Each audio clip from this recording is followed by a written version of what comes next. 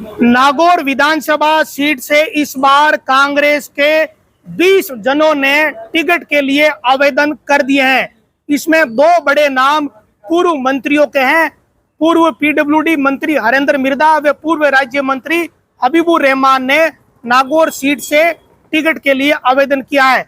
इनके अलावा 18 और जने हैं जिन्होंने नागौर से टिकट मांगा है। कांग्रेस के लिए नागौर की सीट इस बार बड़ी मुसीबत पैदा करने वाली है, क्योंकि 20 जने ऐसे हैं जिन्होंने टिकट मांगा है, जिसमें सबसे जो दो ताकतवर नाम है वो पूर्व मंत्रियों के हैं। पूर्व मंत्री हरेंद्र मिर्दा व पूर्व मंत्री हबीबुर रहमान।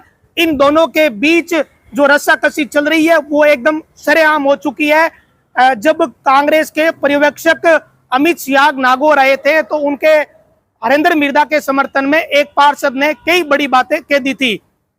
पार्षद ने यह दावा कर दिया था कि मुस्लिम समाज के पार्षद, राजपूत पार्षद, जाट पार्षद, शहीद कुमारी व बासनी के सरपंच भी हरेंद्र मिर्दा के साथ है। ये दावा नागौर शहर के एक व्यक्ति ने किया था, जिसके बाद जो दूसरा गुट है वो नाराज हो गया। हबीबुर रहमान के समर्थन में जो लोग थे उन्होंने इस बात को लेकर नाराजगी प्रकट की कि उनकी ठेकेदारी किसी दूसरे व्यक्ति ने क्यों ले ली।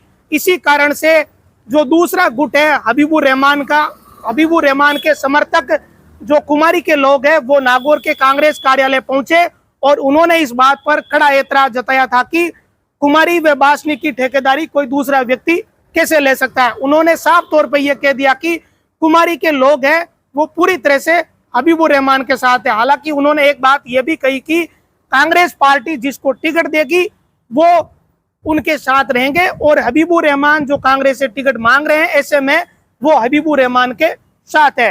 कुल मिला के दो बड़े कद्दावर नेताओं के बीच जो रस्साकशी चल रही है इसका फायदा किसी तीसरे नेता को मिल सकता है। दोनों नेताओं के बीच खुलकर तो कोई विवाद सामने नहीं आया, लेकिन दोनों के समर्थक खुलकर सामने आ चुके हैं। हबीबुर रहमान के समर्थकों ने साफ कह दिया है कि वो हबीबुर रहमान के साथ है। दूसरी तरफ हरेंद्र मिर्दा के समर्थन में जो एक पार्षद प्रतिनिधि ने बड़ी बातें कही थी उस पर राजपूत समाज के एक पार्षद प्रतिनिधि एतराज जता चुके हैं, जिसके बाद कुमारी के लोगों ने भी एतराज जता दिया है। कुल मिला के दोनों तरफ से खींचतान शुरू हो गई है और जो दो पूर्व मंत्रियों के बीच खींचतान चल रही है इसका फायदा किसी तीसरे कांग्रेस के नेता को मिल सकता है।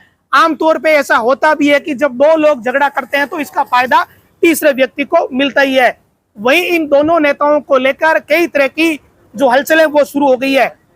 हरेंद्र मिर्दा जब चुनाव जीते और पीडब्ल्यूडी मंत्री बने तो उसके बाद वो लगातार चुनाव हार रहे हैं।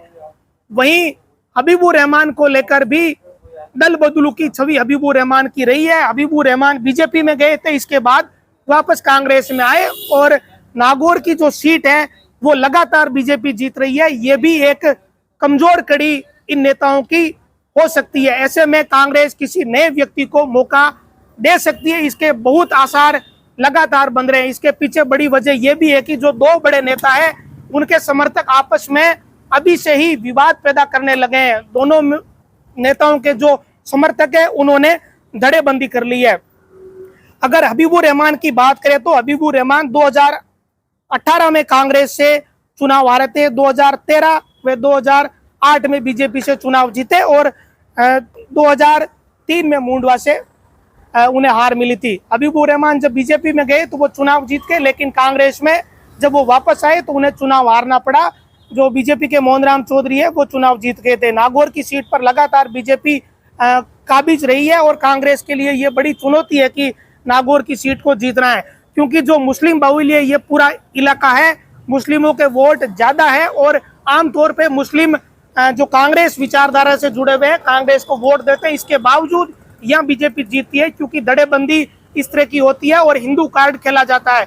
इन सारी परिस्थितियों के कारण हबीबुर रहमान को हार का सामना करना पड़ा था। अब हरेंद्र मिर्दा की बात करें तो हरेंद्र मिर्दा भी लगातार चुनाव हार चुके हैं। नागौर की सीट पर वो चुनाव हारे थे, उपचुनाव में क्यूसर की सीट पर चुनाव हारे थे। पहले नागौर से उन्होंने कोशिश करी लेकिन पार नहीं पड़ी, फिर उपचुनाव में भी बहुत नजदीकी अंतर से नारायण बेनीवाल ने उन्हें हरा दिया था। पिछली बार उपचुनाव में कड़ी टक्कर हरेंद्र मिर्दा ने नारायण बेनीवाल को दी थी, लेकिन इस बार हरेंद्र मिर्दा का मन नागौर से चुनाव लड़ने का है। तो उनके समर्थक भी बड़े कंफ्यूज है कि हरेंद्र मिर्दा नागौर से चुनाव लड़ेंगे या खिंवसर से चुनाव लड़ेंगे। दूसरा कंफ्यूजन ये भी है कि पार्टी क्या चाहती है, वो हरेंद्र मिर्दा को कांग्रेस पार्टी कहां से चुनाव लड़ाएगी। पिछली बार उपचुनाव में कांग्रेस ने हरेंद्र मिर्दा को आरएलपी के गढ़ में उतारा था और उन्होंने कड़ी टक्कर नारायण बेनीवाल को दी थी। बहुत ही कम अंतर से नारायण बेनीवाल चुनाव जीत पाए थे। लेकिन इस बार हरेंद्र मिर्दा ने नागौर से आवेदन किया और इसी कारण से दो पूर्व मंत्रियों के बीच रस्साकसी शुरू हो गई है। कुल 20 आवेदन नागौर की सीट पर कांग्रेस में आ चुके हैं और यही बड़ा पॉइंट है कि दो बड़े नेताओं के बीच जब इस तरह का विवाद होगा, उनके समर्थक जब इस तरह की बातें करेंगे तो किसी तीसरे को मौका मिल सकता है। अब तीसरा कौन इसमें होगा, कई नाम इसमें हैं जो ये कोशिश कर रहे हैं कि उन्हें टिकट मिले, लेकिन जब दो बड़े नेताओं के बीच जब टिकट को लेकर रस्साकसी होती है तो कई जो छोटे नेता हैं वो अपने आप ही उस चेन से बाहर हो जाते हैं, उन पे दबाव ऑटोमेटिक ही बन जाता है। इस तरह की परिस्थितियां बन जाती है कि वो स्वतः ही टिकट की दौड़ से बाहर हो जाते हैं। लेकिन जब ज्यादा रस्साकसी होगी तो हो सकता है कि तीसरे को मौका मिल जाए, या फिर ये हो सकता है कि हरेंद्र मिर्दा और हबीबुर रहमान के समर्थक खुलकर एक दूसरे का विरोध जो अभी से शुरू हो गए वो ज्यादा विरोध करने लगे, या फिर पार्टी उनको बैठाकर समझाइश भी कर सकती है। ये सारी परिस्थितियां, लेकिन आने वाले दिनों में पता चलेगा कि कांग्रेस नागौर सीट से किसे उतारेगी। लेकिन अभी की स्थिति यह है कि पूर्व मंत्री हरेंद्र मिर्दा व पूर्व राज्य मंत्री हबीबुर रहमान के समर्थक आपस में बयानबाजी कर रहे हैं और इसका फायदा तीसरे को मिल सकता है, ऐसी संभावना है।